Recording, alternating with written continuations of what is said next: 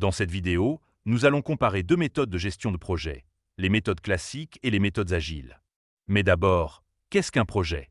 C'est la réalisation d'une idée ou d'un changement en respectant trois contraintes clés: le budget, le temps et la qualité. Le choix de la bonne méthodologie est donc essentiel pour mener un projet à succès, rapidement et efficacement. Il est important de ne pas confondre un projet et un produit. Un projet a pour objectif de concrétiser une idée, une transformation ou une évolution. Il est limité dans le temps, avec une date de début et une date de fin, et s'étale généralement sur quelques mois. Il dispose également d'un budget défini, consommé tout au long de sa durée de vie.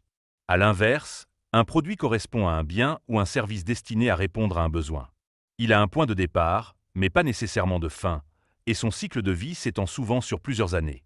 Un produit peut évoluer en continu, et chacune de ces évolutions peut être réalisée au travers de projets. Ainsi, un projet s'inscrit dans une logique de build, tandis qu'un produit relève d'une logique de run. Il existe deux grandes catégories de méthodes de gestion de projet. Les méthodes en cascade, également appelées méthodes prédictives, reposent sur une planification complète dès le début du projet. L'ensemble des besoins est défini en amont, comme dans les modèles en cascade ou en V. À l'inverse, les méthodes agiles, dites adaptatives, permettent d'intégrer des changements de besoins tout au long de la réalisation du projet, comme avec les frameworks Scrum, XP ou Kanban. Une méthode en cascade est, par définition, une approche linéaire dans laquelle les différentes phases du projet s'enchaînent de manière séquentielle. Chaque étape ne débute qu'après la validation de la précédente.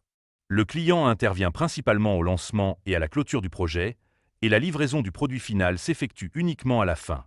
Les méthodes en cascade présentent plusieurs avantages. Les tâches sont définies dès le départ, la répartition des responsabilités est claire et la méthode est relativement simple à comprendre et à appliquer. Cependant, elle comporte aussi des limites, notamment une faible capacité d'adaptation au changement, puisqu'il est difficile de revenir en arrière. De plus, le produit n'est visible qu'à la fin du projet, rendant les corrections ou améliorations coûteuses. L'implication limitée du client peut également entraîner un risque d'insatisfaction du produit final. Les méthodes agiles, quant à elles, se caractérisent par une forte flexibilité. Les changements sont acceptés à tout moment, même à un stade avancé du projet. Le travail est découpé en itérations, correspondant à de petits cycles de développement. Les livraisons sont progressives et incrémentales, permettant au client de fournir régulièrement des retours et d'ajuster ses besoins pour les itérations suivantes. Parmi les avantages des méthodes agiles, on retrouve une meilleure qualité du produit final grâce à des validations fréquentes avec le client, une grande capacité d'adaptation au changement et une forte implication du client tout au long du projet.